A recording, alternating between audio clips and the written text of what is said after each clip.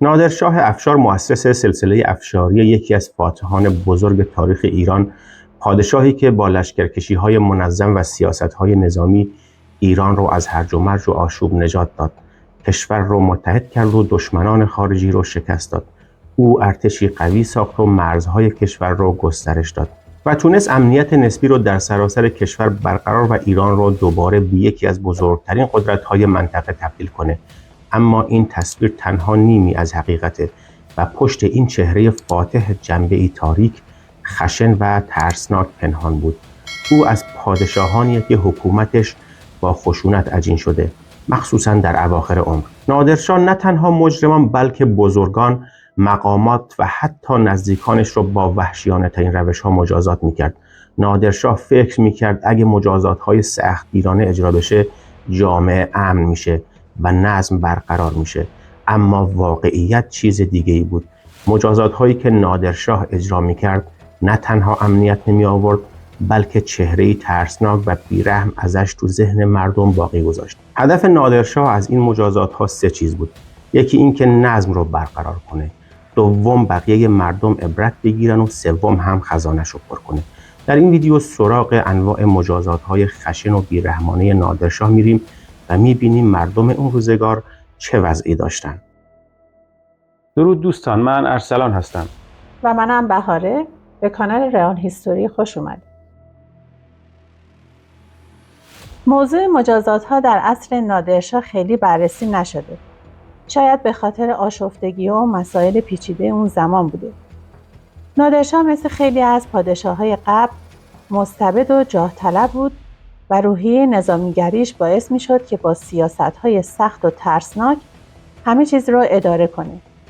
تحقیقات نشون میده که بیشتر اوقات خود نادرشاه تصمیم گرفت چه مجازاتی اجرا بشه و شدت اون کاملا سلیقه‌ای بود، نه بر اساس قانون.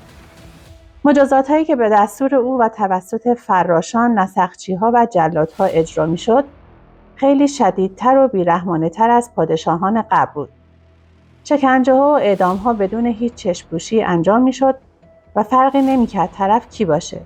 مردم عادی، سران لشکری، حتی شخصیت‌های برجسته کشور را هم شامل می‌شد. این خشونت‌ها محدود به ایران هم نبود. هر جایی که لشکرش می‌رسید همون داستان ادامه داشت. این مجازات‌ها اصلاً با جرم آدم‌ها همخوانی نداشت. مثلا وقتی نادرشاه وارد اصفهان شد، فقط به خاطر گرفتن مالیات و پول، بعضی‌ها شلاق خوردن، بعضی‌ها به فلک بسته شدن و بعضی‌ها هم توی آتش سوختن. در واقع شدت و نوع مجازات‌ها کاملاً به خشم و حال و هوای نادرشاه بستگی داشت، نه به جرم مجرم.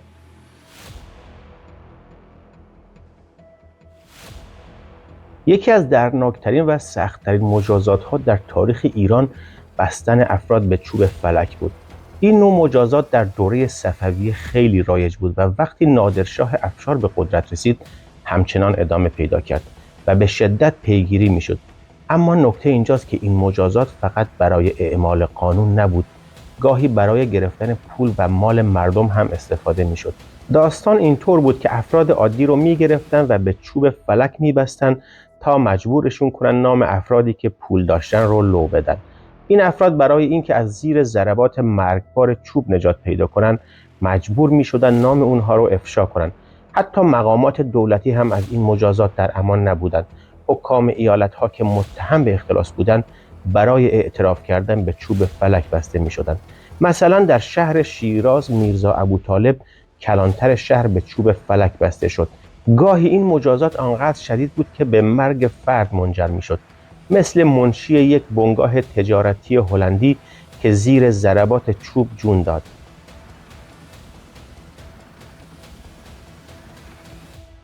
نادرشاه برای اینکه لشکرکشی‌های مداومش ادامه پیدا کنه، نیاز به پول زیادی داشت. پول برای خرید سلاح، تجهیز ارتش و تامین مخارج لشکر. پس به محصلان مالیاتیش دستور داد هر طور شده مالیات جمع کنند. یکی از مالیات‌های معروف اون زمان مالیات الف بود. یکی از ابداعات نادر داستان الف بود. الف کلمه عربی بود به معنی 1000. ولی نادرشاه اون رو از 1000 به 5000 تغییر داده بود. محصلان مالیاتی نادرشاه برای گرفتن مالیات از ضرب و شتم و شکنجه استفاده می‌کردند.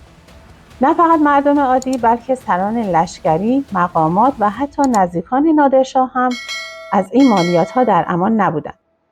مثلا اموال ابراهیم خان پسر برادرش ضبط شد و به علی قلی خان در سیستان هم دستور داد 100,000 تومان مالیات بده.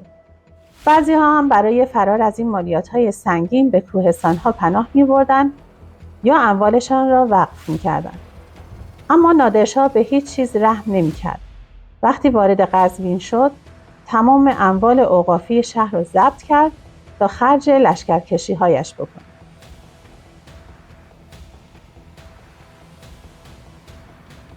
یکی دیگه از مجازات‌های وحشتناک در عصر نادرشاه نابینا کردن یا کور کردن افراد بود.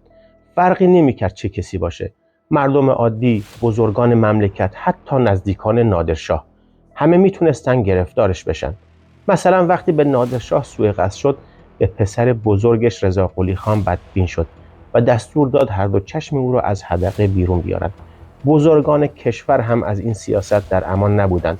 نادرشاه دستور داد چشمان علی نقی بیگ بزرگ شهر مرو، میرزا باقر وزیر فارس، میرزا اسماعیل کلانتر شیراز و 9 نفر مستوفی شیراز رو نابینا کنند. ولی حاجی هاشم کدخدای محلات حیدری فقط از یک چشم نابینا شد. گاهی هم این مجازات نتیجه اختلافات داخلی اشراف بود. 2 تن از اشراف که همیشه با هم درگیر بودند نامه نوشتن و از رفتار هم شکایت کردند. نادرشاه از این کارشون خشمگین شد و گفت هدف شما اذیت کردن منه و نتیجه این شد که هر 2 نفر از نعمت بینایی محروم شدند. این سیاست حتی شامل دزدان هم میشد. وقتی قالیچه سلطنتی نادرشاه گم شد، مأمورانش 8 نفر سارق رو دستگیر کردند و به دستور نادرشاه هر 8 نفر کور شدند.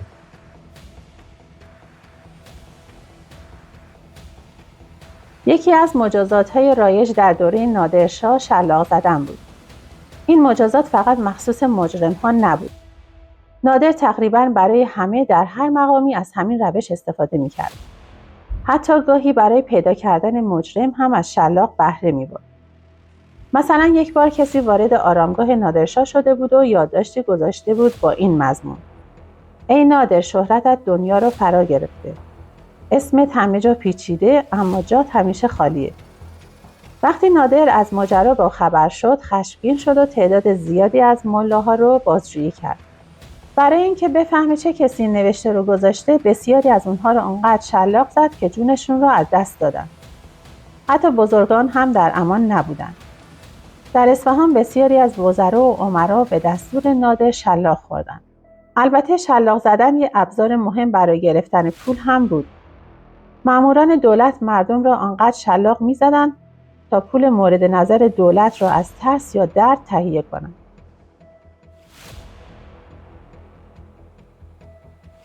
یکی دیگه از مجازات‌های خشن عصر نادرشاه آتش زدن افراد یا اموال بود. نادرشاه گاهی افراد رو زنده زنده به آتش می‌انداخت. در میدان نقش جهان چند نفر هندی، ارمنی و مسلمان را با همون لباس‌هایی که تنشون بود داخل آتش انداختند. این روش فقط جنبه مجازات نداشت، گاهی انتقامگیری هم بود. وقتی نادر از هند به ایران برمیگشت، دهقانان و راهزنان بخشی از محموله او را غارت کردند. نادر هم برای تلافی روستاها و مزارع اون مناطق رو آتش زد. در برابر شورش‌ها هم از همین روش استفاده می‌کرد. هر روستایی که در برابرش می‌ایستاد به آتش کشیده می‌شد. حتی در اصفهان از آتش برای گرفتن پول هم استفاده کردند. مأموران دولت درها و پنجره‌های مردم رو سوزوندن تا مجبور بشن پول لازم رو بپردازن.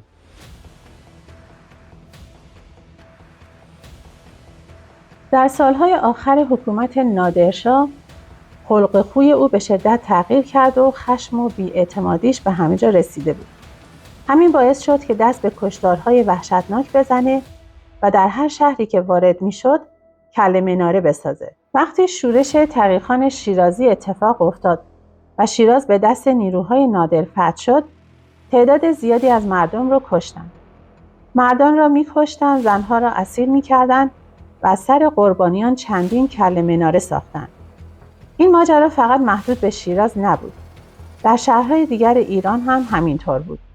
به دستور نادرشاه 9 نفر مستوفی، 63 نفر کلانتر و 116 نفر از مردم کرمان را گردن زدند و از سرهاشون 2 کله مناره ساختند.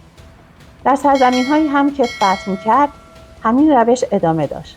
در کابل بسیاری از افغان‌ها را قتل عام کردند و کله مناره ساختند. اگر محتوای این کانال رو پسندیدید و دوست داشتید و تا به حال کانال رو سابسکرایب نکردید، لطفاً کانال را سابسکرایب کنید. لایک و کامنت هم یادتون نره.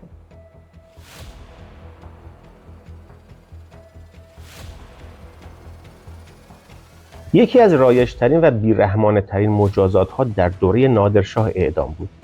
در این دوره هر کسی در هر مقام و موقعیتی اگه از نظر نادر مرتکب خطا میشد، مستقیم حکم اعدام میگرفت. مثلا ایلبارس خان حاکم خوارزم به دستور نادرشاه اعدام شد، اما فقط حکام نبودند، حتی سران لشکر و بزرگان هم از این حکم در امان نمیموندند. یک بار به خاطر اینکه 50 نفر از سران نظامی هنگام کور کردن پسر نادر پادرمیانی نکرده بودند، همگیشون رو اعدام کرد. در ماجرای دیگری وقتی تعدادی از فرماندهان دچار خطا شدند، نادر دستور داد همشون رو گردن بزنند. حتی مأموران مالیاتی هم از این حکم در امان نبودند. وقتی مأموران مالیاتی هرات، مرو، نیشابور، سبزوار، سرخس و چند شهر دیگه محاسباتشون رو ارائه دادند، از نظر نادرشاه حسابها اشتباه بود. دستور داد اول شکنجهشون کنن و بعد تک تکشون رو اعدام کنن. کوتاهی در انجام وظیفه هم مجازاتش اعدام بود. یک بار تعدادی از لزگی‌ها به اردوی نادر حمله کردند و جواهرات و چند زن سلطنتی رو دزدیدند. نادرشاه چنان خشمگین شد که چندین محافظ و افسر رو به جرم بی احتیاطی اعدام کرد. حتی کسی که شایعه درست می‌کرد هم حکمش مرگ بود.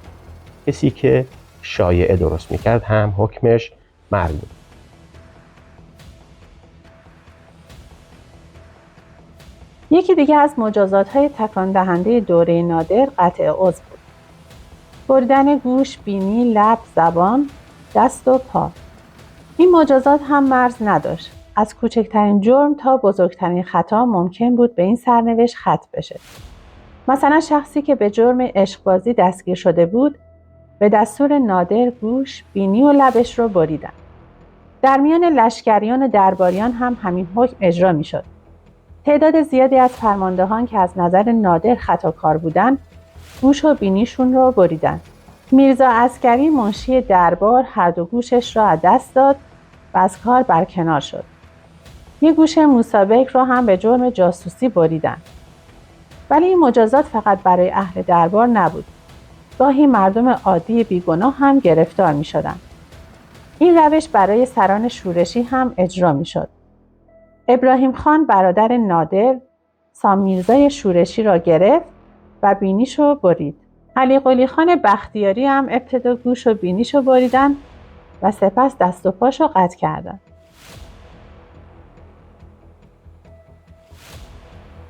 یکی از مجازات‌های دیگه زمان نادرشاه خفه کردن با طناب بود. این روش هم برای مردم عادی بود، هم برای مقامات حکومتی. روایت شده فردی که طبعی شاعرانه داشت، جمله‌ای گفت که به مذاق نادر خوش نیامد. همین کافی بود تا نادر دستور بده طناب به گردنش بندازن و خفش کنن. حتی مقامات دولتی هم در امان نبودند. آقا فتحعلی کلانتر کرمان به دستور نادر خفه شد. یکی از محصلان مالیاتی هم همین سرنوشت رو پیدا کرد. در بعضی شرایط این مجازات رو برای گرفتن پول هم به کار می بردن. در کتاب جهانگشای نادری نوشته شده که اگر مأمور حکومت از کسی پول می‌خواست و او انکار می‌کرد، نتیجهش خفه شدن بود. پازن طبیب مخصوص نادر یک داستان تکان دهنده نقل می‌کنه. در یکی از نبردها تیرهای زیادی به سمت نادر پرتاب شد. یکی از سردارانش خودش رو سپر او کرد تا نادر آسیب نبینه. اما بعد از جنگ به جای پاداش نادر او را احضار کرد و با عصبانیت گفت فکر کردی من به محافظ نیاز دارم و دستور داد سردار فداکارش رو خفه کنند.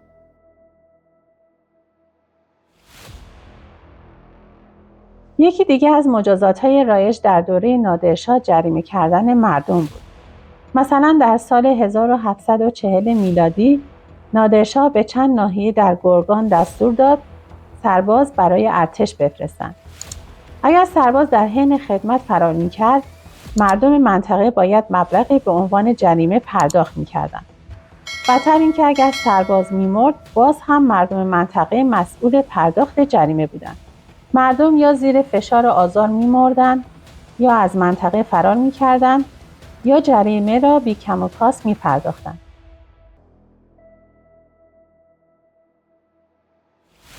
شکنجه هم یکی از ابزارهای همیشگی نادرشاه بود برای اعتراف گرفتن، اخذ پول یا مالیات.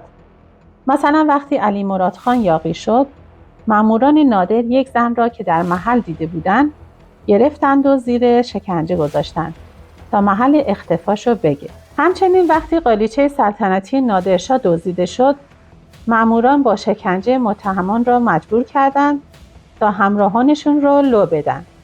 گاهی این شکنجه برای گرفتن پول از مردم و بازاریان هم به کار میرفت. اگر کسی اموالش رو مخفی میکرد، اول زندانی و سپس شکنجه میشد تا اعتراف کنه. مثلا حاجی باقر صرافباشی آنقدر مورد ضرب و شتم قرار گرفت که مجبور شد پول درخواستی محصلان مالیاتی رو بده.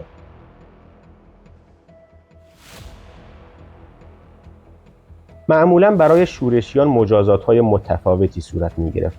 برخی تبعید می‌شدند، مانند حسین سلطان که به مازندران تبعید شد. برخی را کوچ اجباری می‌دادند، به طوری که در جریان شورش علی مراد خان 2000 نفر از بختیاری‌ها رو به منطقه خراسان کوچ دادند، یا در جریان شورش تقی‌خان 3000 نفر از خانوار قشقایی و فارس رو به مرو شاهجهان کوچ دادند. برخی کمی شانس داشتند و بدون مجازات بخشیده می‌شدند، مثل ناصرخان حاکم پیشاور یا خدایارخان عباسی حاکم سن. برخی دیگه هم با مجازات شدن بخشیده می شدن، مانند تقی‌خان که خیلی بدشانس بود و به دستور نادر او را خصی کردند. مصادره اموال و حبس هم از دیگر مجازات‌های این دوره بود. گاهی هم افراد بیگناه به دلایل شخصی نادرشاه مجازات می شدند. مثلا مردی فقط به خاطر اینکه دندوناش کج بود دندونش رو کشیدن، یا خاندان قلی بیک نایب حکومت کرمان به خاطر چاق شدن به دستور نادرشاه سرش رو از سوراخ دیوار باغ بیرون کردن، طناب بستن و با 2 گاو کشیدن تا سر از بدنش جدا شد.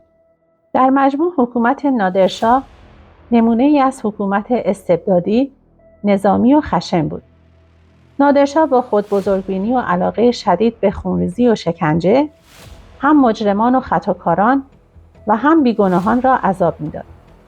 اقدامات نادر در زمینه مجازات‌ها باعث شد که او در نزد اشخاصی که او را روزی ستایش می‌کردند، بعدها از او به بدی یاد کنند و ازش متنفر بشن.